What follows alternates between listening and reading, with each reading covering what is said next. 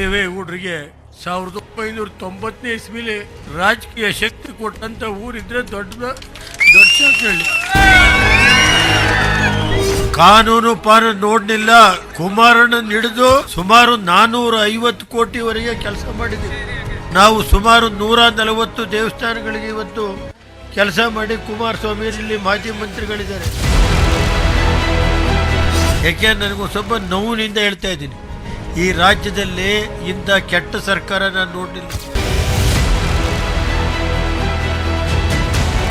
ಕಾಯ್ತಾ ಇದ್ದೀನಿ ಬಡ್ಡಿ ಸಮೇತ ತೀರಿಸೋವರಿಗೆ ರಾಜಕೀಯದಲ್ಲಿ.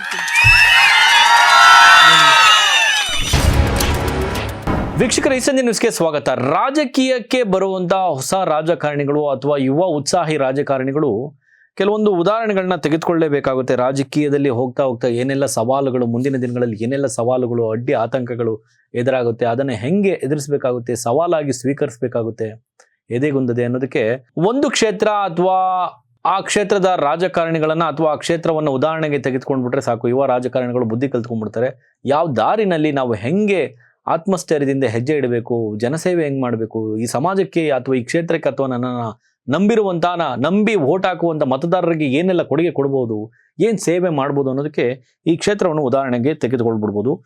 ಅದು ಯಾವ ಕ್ಷೇತ್ರ ಅಂದ್ರೆ ಹಾಸನ ಲೋಕಸಭಾ ಕ್ಷೇತ್ರ ಅಥವಾ ಹಾಸನ ಲೋಕಸಭಾ ಕ್ಷೇತ್ರದ ಅಡಿ ಬರುವಂತ ಅಷ್ಟು ವಿಧಾನಸಭಾ ಕ್ಷೇತ್ರಗಳನ್ನ ತೆಗೆದುಕೊಳ್ಳಿ. ಅಂದ್ರೆ ಒಟ್ಟಾರೆ ಹಾಸನ ರಾಜಕಾರಣವನ್ನ ಗಮನಿಸ್ಬಿಟ್ರೆ ಯುವ ರಾಜಕಾರಣಿಗಳಿಗೆ ಒಂದು ರೀತಿ ಆದರ್ಶವೂ ಹೌದು, ಒಂದು ರೀತಿ ಎಚ್ಚರಿಕೆಯ ಗಂಟೆಯೂ ಹೌದು. ನೋಡಿ, ಎಂಟೈರ್ ಫ್ಯಾಮಿಲಿಯನ್ನ ಮುಗಿಸೋದಕ್ಕ ಅಥವಾ ರಾಜಕೀಯ ಹೆಂಗೆ ಅಂದ್ರೆ ಯಾವ ರೀತಿ ಎಲ್ಲ ಸೇಡನ್ನ ತೀರಿಸ್ಕೊಳ್ಬಿಡ್ಬೋದು ಅನ್ನೋದಕ್ಕೆ ಇದು ಒಂದು ಉದಾಹರಣೆಯಾಗಿ ತೆಗೆದುಕೊಂಡ್ರು ಕೂಡ ಬಹುಶಃ ತಪ್ಪಾಲಿಕ್ಕಿಲ್ಲ. ನೋಡಿ, ರೇವಣ್ಣ ಅವರ ಎಂಟೈರ್ ಫ್ಯಾಮಿಲಿ ಎಷ್ಟರ ಮಟ್ಟಿಗೆ ಸಂಕಷ್ಟಕ್ಕೆ ಸಿಲುಕಿಕೊಳ್ತಾರೆ ಅಂದ್ರೆ, ಒಂದ್ ಕಡೆ ಎಂ ಪಿ ಎಲೆಕ್ಷನ್ಗೆ ಇನ್ನೇನು ಕೆಲವೇ ಗಂಟೆಗಳು ಬಾಕಿ ಇರುವಂತೆ ಹಳ್ಳಿಗಳಲ್ಲಿ ರಸ್ತೆಗಳಲ್ಲಿ ಬೀದಿಗಳಲ್ಲಿ ಪೆನ್ ಡ್ರೈವ್ ಬಿಕರಿ ಆಗುತ್ತೆ. ಪೆನ್ ಡ್ರೈವ್ ಎಲ್ಲರ ಕೈಗೂ ಸಿಗುತ್ತೆ. ಅದು ನಾಚಿಕೆಗೇಡಿನ ಸಂಗತಿ ಅಂತ ಹೇಳ್ಬೋದು. ಅಂತಿಮವಾಗಿ ಮತದಾನ ಆಗುತ್ತೆ. ಅದಾದ್ಮೇಲೆ ಏನಾಗುತ್ತೆ ಅನ್ನುವಂಥದ್ದು ಎಲ್ರಿಗೂ ಕೂಡ ಗೊತ್ತಿರುವಂಥದ್ದು. ಶ್ರೇಯಸ್ ಪಟೇಲ್, ಕಾಂಗ್ರೆಸ್ ಅಭ್ಯರ್ಥಿ ಆಗಿದ್ದಂತ ಶ್ರೇಯಸ್ ಪಟೇಲ್ ಅವ್ರು ಗೆಲ್ತಾರೆ, ಪ್ರಜ್ವಲ್ ರೇವಣ್ಣ ಜೈಲ್ ಸೇರ್ತಾರೆ. ಅದಾದ ನಂತರ ಕೂಡ ಮುಂದುವರೆದು ಇದೇ ಭವಾನಿ ರೇವಣ್ಣ ಅವ್ರಿಗಾಗಿರ್ಬೋದು ಅಥವಾ ಸೂರಜ್ ರೇವಣ್ಣ ಅವ್ರಿಗಾಗಿರ್ಬೋದು, ರೇವಣ್ಣ ಅವ್ರಿಗೆ ಸಾಕಷ್ಟು ತೊಡಕುಗಳು, ಕಾನೂನಿನ ತೊಡಕುಗಳು ಏನೆಲ್ಲ ಬಂದವು ಅನ್ನೋದು ನಿಮ್ಮೆಲ್ರಿಗೂ ಕೂಡ ಗೊತ್ತಿರುವಂಥದ್ದು. ಇದು ಯಾಕೆ ಈ ಸಂದರ್ಭದಲ್ಲಿ ಯಾಕೆ ಹೇಳಬೇಕು ಅನ್ನೋದು ಬಹುಶಃ ನಿಮಗೆ ಪ್ರಶ್ನೆ ಆಗಿರುತ್ತೆ. ನಿನ್ನೆ ನಡೆದಂತಹ ಒಂದು ಹಾಸನದ ದೇವಸ್ಥಾನದ ಒಂದು ಕಾರ್ಯಕ್ರಮದಲ್ಲಿ ಮಾಜಿ ಮುಖ್ಯಮಂತ್ರಿಗಳು, ಹಾಲಿ ಕೇಂದ್ರ ಸಚಿವರಾದಂಥ HD ಕುಮಾರಸ್ವಾಮಿ ಅವರ ಮುಂದೆ ಇದೇ ರೇವಣ್ಣ ಅವರು ತಮ್ಮನ ಮುಂದೆ ಕಣ್ಣೀರು ಹಾಕುತ್ತಾ ಏನ್ ಹೇಳ್ತಾರೆ ರೇವಣ್ಣ ಅನ್ನೋದನ್ನ ನೋಡೋದಾದ್ರೆ, ನಾನು ನೋವಿನಿಂದ ಹೇಳ್ತಿದ್ದೇನೆ, ಈ ರಾಜ್ಯದಲ್ಲಿ ಇಂತಹ ಕೆಟ್ಟ ಸರ್ಕಾರ ನಾನು ನೋಡೇ ಇಲ್ಲ. ಅಷ್ಟೇ ಅಲ್ಲದೆ ಮುಂದುವರೆದು ಹೇಳ್ತಾರೆ, ನಾನು ಕಾಯ್ತಾ ಇದ್ದೀನಿ, ಬಡ್ಡಿ ಸಮೇತ ತೀರಿಸೋವರೆಗೂ ನಾನು ರಾಜಕೀಯದಲ್ಲೇ ಇರ್ತೇನೆ ಅಂತೇಳಿ ಸವಾಲ್ ಹಾಕುತ್ತಾ ಕಣ್ಣೀರು ಹಾಕೊಂಡು ಇದೇ ಕುಮಾರಸ್ವಾಮಿ ಅವರ ಮುಂದೆ ಆ ವೇದಿಕೆಯಲ್ಲಿ ಇರ್ತಕ್ಕಂಥ ಹಾಸನ ಕ್ಷೇತ್ರದ ಸಾಕಷ್ಟು ಜನ ನಾಯಕರುಗಳು ಇರ್ತಾರೆ, ಕಾರ್ಯಕರ್ತರು ಇರ್ತಾರೆ. ದೇವಸ್ಥಾನದ ಒಂದು ಕಾರ್ಯಕ್ರಮ ಅದಾಗಿರುತ್ತೆ. ಆ ಕಾರ್ಯಕ್ರಮದ ವೇದಿಕೆಯಲ್ಲಿ ಕಣ್ಣೀರು ಹಾಕೊಂಡು ಹೇಳ್ತಾರೆ HD ರೇವಣ್ಣ ಅವರು. ಏನ್ ಕಾರ್ಯಕ್ರಮ ಎತ್ತ ಅಂತ ನೋಡೋದಾದ್ರೆ, ಹಾಸನದ ದೊಡ್ಡ ಬೀಕನಹಳ್ಳಿ ಗ್ರಾಮದಲ್ಲಿ ಶ್ರೀ ಆಂಜನೇಯ ಸ್ವಾಮಿ ದೇವಸ್ಥಾನದ ಉದ್ಘಾಟನೆ ಕಾರ್ಯಕ್ರಮದಲ್ಲಿ ಪಾಲ್ಗೊಂಡು HD ರೇವಣ್ಣ ಅವರು ಈ ರೀತಿ ನೋವಿನಿಂದ ಈ ರೀತಿಯ ಶತ್ರುಗಳಿಗೆ ಒಂದು ರೀತಿ ಭಾವೋದ್ವೇಗದಲ್ಲಿ ಶತ್ರುಗಳಿಗೂ ಎಚ್ಚರಿಕೆಯನ್ನು ಕೂಡ ಕೊಟ್ಟಿರುವಂಥದ್ದು. ನಾನು ನೋವಿನಿಂದ ಹೇಳ್ತಾ ಇದ್ದೇನೆ, ಈ ರಾಜ್ಯದಲ್ಲಿ ಇಂಥ ಕೆಟ್ಟ ಸರ್ಕಾರ ನಾನು ಯಾವತ್ತೂ ಕೂಡ ನೋಡೇ ಇಲ್ಲ. ನಾನು ಕಾಯ್ತಾ ಇದ್ದೇನೆ, ಬಡ್ಡಿ ಸಮೇತ ತೀರಿಸೋವರೆಗೂ ನಾನು ರಾಜಕೀಯದಲ್ಲಿ ಇರ್ತೇನೆ ಅಂತೇಳಿ ಆಕ್ರೋಶಭರಿತರಾಗಿ ಕಣ್ಣೀರು ಹಾಕೊಂಡು ಹೇಳಿರುವಂಥದ್ದು. ಆ ವಿಡಿಯೋ ನೋಡಿದ್ರೆ ನಿಮ್ಗೆ ಏನ್ ಅನ್ಸುತ್ತೆ? ಆ ವಿಡಿಯೋ ತೋರಿಸ್ತೀವಿ, ಜೊತೆನಲ್ಲಿ ಕಮೆಂಟ್ ಕೂಡ ಮಾಡಿ. ಆ ವಿಡಿಯೋ ನೋಡ್ಕೊಂಬನ್ನಿ, ಮತ್ತೆ ಮಾತು ಮುಂದುವರ್ಸೋಣ. ದೇವೇಗೌಡರಿಗೆ 1990ನೇ ಇಸ್ವಿಲಿ ರಾಜಕೀಯ ಶಕ್ತಿ ಕೊಟ್ಟಂತ ಊರಿದ್ರೆ ದೊಡ್ಡ ಹೇಳಿ. ಏಕೆಂದ್ರೆ ಆ ಉದ್ದೇಶದಿಂದನೇ ನಾನು ಕಾನೂನು ಪಾನೂನು ನೋಡಲಿಲ್ಲ. ಕುಮಾರಣ್ಣ ಹಿಡಿದು ಸುಮಾರು 450 ಕೋಟಿವರೆಗೆ ಕೆಲಸ ಮಾಡಿದ್ದೀವಿ. ಇದೊಂದು ಹೋಬಳಿಗೆ 450 ಕೋಟಿಗೆ ಮಿಗಿಲಾಗಿ ನಾವು ಸುಮಾರು 140 ದೇವಸ್ಥಾನಗಳಿಗೆ ಇವತ್ತು ಕೆಲಸ ಮಾಡಿ ಕುಮಾರಸ್ವಾಮಿ ಇಲ್ಲಿ ಮಾಜಿ ಮಂತ್ರಿಗಳಿದ್ದಾರೆ. ಯಾಕೆ ನನಗೂ ಸ್ವಲ್ಪ ನೋವಿನಿಂದ ಹೇಳ್ತಾ ಇದ್ದೀನಿ, ಈ ರಾಜ್ಯದಲ್ಲಿ ಇಂಥ ಕೆಟ್ಟ ಸರ್ಕಾರ ನಾನು ನೋಡಲಿಲ್ಲ. ಕಾಯ್ತಾ ಇದ್ದೀನಿ, ಬಡ್ಡಿ ಸಮೇತ ತೀರಿಸೋವರಿಗೆ ರಾಜಕೀಯದಲ್ಲಿ. ಯಾರ್ಯಾರ ಅಧಿಕಾರಿಗಳು ಯಾವ್ಯಾವ ರೀತಿ ನಡೀತಾ ಇದೆ ಗೊತ್ತಿದೆ.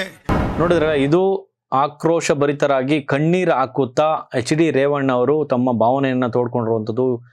ಈ ಹಿಂದೆ ನೋಡಿದಂಥ ಸಂದರ್ಭದಲ್ಲಿ ಎಚ್ ಡಿ ರೇವಣ್ಣ ಅವ್ರ ಕುಟುಂಬದ ಕತೆ ಮುಗ್ದೇ ಹೋಯ್ತು. ಪ್ರಜ್ವಲ್ ರೇವಣ್ಣ ಕಾನೂನು ಅದರ ಕೆಲಸ ಅದು ಮಾಡುತ್ತೆ. ಪ್ರಜ್ವಲ್ ರೇವಣ್ಣ ಅವರು ಈಗ ಜೈಲು ಸೇರಿದ್ದಾರೆ. ಸೂರಜ್ ರೇವಣ್ಣ ಆಗಿರ್ಬೋದು, ಭವಾನಿ ರೇವಣ್ಣ, ಇವರೆಲ್ಲರಿಗೂ ಕೂಡ ಬಹಳ ಸಂಕಷ್ಟದ ದಿನಗಳದು. ಸೊ ಆ ದಿನಗಳನ್ನ ನೆನೆದು ಇವತ್ತು ವೇದಿಕೆಯಲ್ಲಿ ಕಣ್ಣೀರು ಹಾಕಿರೋದು ನನಗೆ ಗೊತ್ತಿದೆ. ಮುಂದುವರೆದು ಹೇಳ್ತಾರೆ ಎಚ್ ಡಿ ರೇವಣ್ಣ, ನನಗೆ ಗೊತ್ತಿದೆ ಸುಳ್ಳು ಕೇಸ್ ಹಾಕಿಸಿದ್ದಾರೆ ಅಂತೇಳಿ. ನಾನು ಶಾಂತ ರೀತಿಯಿಂದ ಇದ್ದೀನಿ, ಯಾರು ತಲೆ ಕೆಡಿಸ್ಕೊಳ್ಳೋದು ಬೇಕಾಗಿಲ್ಲ. ದೇವೇಗೌಡರು ರಾಜಕೀಯವಾಗಿ ಮುಗದೇ ಹೋದ್ರು ಎನ್ನುವಂತ ಕಾಲದಲ್ಲಿ ಶಕ್ತಿ ಕೊಟ್ಟಂತ ಗ್ರಾಮ ಇದು ಅಂತ ಕೂಡ ಇಲ್ಲಿ ರಾಜಕೀಯದ ದಿನಗಳನ್ನು ಕೂಡ 1990ರಲ್ಲಿ ಇದೇ ಗ್ರಾಮ ಶಕ್ತಿ ಕೊಟ್ಟಂತ ಒಂದು ಗ್ರಾಮ ಅಂತ ಹೇಳಿ ಕೂಡ ನೆನ್ಸ್ಕೊಳ್ತಾರೆ. 1990ನೇ ಇಸವಿಯಲ್ಲಿ ರಾಜಕೀಯ ಶಕ್ತಿ ಕೊಟ್ಟಂತ ದೊಡ್ಡ ಬೀಕನಹಳ್ಳಿ ಕುಮಾರಸ್ವಾಮಿ ಆ ಒಂದು ಗ್ರಾಮಕ್ಕೆ ಇದೇ ಮುಖ್ಯಮಂತ್ರಿ ಆಗಿದ್ದಂತ ಎಚ್ ಡಿ ಕುಮಾರಸ್ವಾಮಿ ಅವ್ರನ್ನ ಇಟ್ಕೊಂಡು ಸುಮಾರು 450 ಕೋಟಿ ರೂಪಾಯಿ ಕೆಲಸವನ್ನ ತೆಗೆದುಕೊಂಡು ಬಂದು ಈ ಒಂದು ಕ್ಷೇತ್ರದಲ್ಲಿ ಈ ಒಂದು ಹೋಬಳಿಗೆ ನಾನು ಕೆಲಸ ಮಾಡಿಸಿದ್ದೀನಿ. 140 ದೇವಸ್ಥಾನಗಳನ್ನ ಕಟ್ಟೋದಕ್ಕೆ ನಾನು ನೆರವನ್ನ ನೀಡಿದ್ದೀನಿ ಎನ್ನುವಂತ ಮಾತನ್ನು ಕೂಡ ಇಲ್ಲಿ ಎಚ್ ಡಿ ರೇವಣ್ಣ ಅವರು ಹೇಳ್ತಾರೆ. ಹಂಗೆ ಒಂದ್ಸಲ ಎಚ್ ಡಿ ರೇವಣ್ಣ ಅವರ ರಾಜಕೀಯದ ಫ್ಲಾಶ್ ಬ್ಯಾಕ್ಗೆ ಒಂದ್ಸಲ ನೋಡೋದೇ ಆದ್ರೆ ಎಚ್ ಡಿ ರೇವಣ್ಣ ಎಂತಹ ದೈತ್ಯ ರಾಜಕಾರಣಿ ಅನ್ನೋದು ಕೂಡ ಈ ಒಂದು ಅಂಕಿ ಅಂಶದಿಂದ ಗೊತ್ತಾಗ್ಬಿಡುತ್ತೆ. ಎಚ್ ಡಿ ರೇವಣ್ಣ ಇದೇ ಹೊಳೆನರಸೀಪುರ ಕ್ಷೇತ್ರದಿಂದ ಸತತವಾಗಿ ಪ್ರತಿನಿಧಿಸುತ್ತಾ ಗೆಲ್ತಾ ಬಂದಿರುವಂಥದ್ದು ನೋಡಿ. ಅಷ್ಟು ಮಾತ್ರ ಅಲ್ಲದೆ ದೇವೇಗೌಡರು ಸಾಹೇಬರು ಕೂಡ ಇದೇ ಕ್ಷೇತ್ರದಿಂದ 1962ರಿಂದ 1985ರವರೆಗೂ ಸತತವಾಗಿ ಗೆಲುವನ್ನು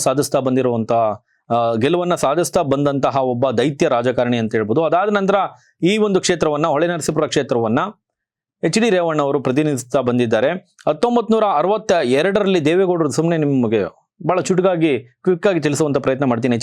ಎಚ್ ಡಿ ದೇವೇಗೌಡರು ಸಾಹೇಬರು 1962ರಲ್ಲಿ ಗೆಲ್ತಾರೆ. 1967 ಅದಾದ ನಂತರ 1972 ಅದಾದ ನಂತರ 1978, 83, 1985ರವರೆಗೂ ಕೂಡ ದೇವೇಗೌಡರು ಸಾಹೇಬರು ಈ ಒಂದು ಕ್ಷೇತ್ರ ಹೊಳೆನರಸೀಪುರ ಕ್ಷೇತ್ರದಲ್ಲಿ ಪ್ರತಿನಿಧಿಸುತ್ತಾ ಸತತವಾಗಿ ಗೆಲುವನ್ನ ಸಾಧಿಸ್ತಾ ಬಂದಿರುವಂಥದ್ದು 1, 2, 3, 4, 5, 6 ಬಾರಿ ಹ್ಯಾಟ್ರಿಕ್ ಗೆಲುವನ್ನ ಈ ಕ್ಷೇತ್ರದಿಂದ ದೇವೇಗೌಡರು ಸಾಹೇಬರು ಗೆಲುವನ್ನ ಸಾಧಿಸ್ತಾ ಬಂದು ಅದಾದ ನಂತರ ಇದೇ ಎಚ್ ಡಿ ರೇವಣ್ಣ ಅವರು ಪ್ರತಿನಿಧಿಸೋದಕ್ಕೆ ಅಂದ್ರೆ ಎಲೆಕ್ಷನ್ಗೆ ಈ ಕ್ಷೇತ್ರದಿಂದ ನಿಲ್ಲೋದಕ್ಕೆ ಶುರು ಮಾಡ್ತಾರೆ.